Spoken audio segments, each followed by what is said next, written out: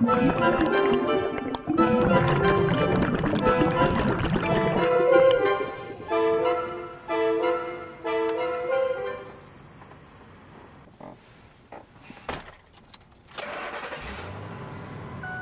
nautical archaeology class is designed for what we call the avocational archaeologist, somebody who doesn't do this on a full-time basis.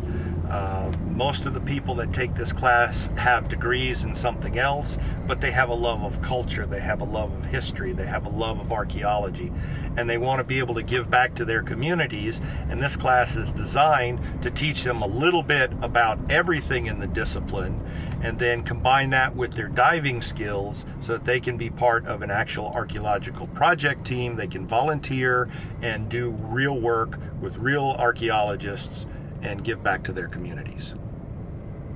In the course itself, you're going to learn the basics of archaeology. What we've figured out how to do is to cram about 3 to 4 semesters of college type courses into what is the essence of doing this. So when they finish the class, they will be able to speak intelligently, they will be able to perform tasks that the archaeologists need them to perform, and they can fit anywhere within the team itself. This particular course combines the study of archaeology, the study of history, the techniques necessary to perform these skills underwater, and is a bit of a crash course of multiple things. Do they go as deep into the design of a shipwreck? No, but we hit the basics of this is what a shipwreck will be. These are things you need to study ahead of time. We show them how to study. We show them resources in which they can continue their studies. And then we also teach them how to draft site plans as well. So any part of the archaeology dive team, they're well versed in fitting in it. The diving part of the course is done down at Lake Phoenix. We have 2 different areas. We have a debris field that sits in about 25 to 28 feet of water. It has a nice layer of silt on the bottom.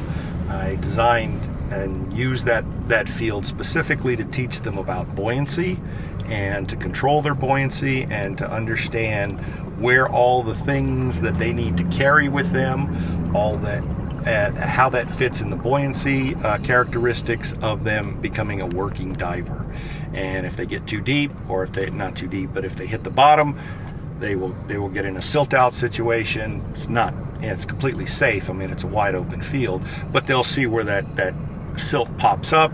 It drops their visibility, and then their ability to communicate drops from about 30 feet of visibility to about 10 feet of visibility, and then they have to learn to communicate different ways in a lower visibility situation. The other part of it is a actual boat that's sunk in the lake. That will allow them to do a 3-dimensional rendering. They end up doing both vertical and horizontal offsets in their measurements, and by the time they're done with the class, they will have a 3-dimensional image of the actual boat itself. I joined Institute for Maritime History back in 2007. There was no official course to train. I just took my dive skills as a public safety and police diver, and then my dive skills from years of diving, and I was told, do this task, do this task, do this task. I figured out how to do it, and then decided that where does the new diver come from? We had one fella that was a recent open water diver that jumped in the water with us. He didn't show any fear. He was like really excited about this, but it got me to thinking, where is a training method and model that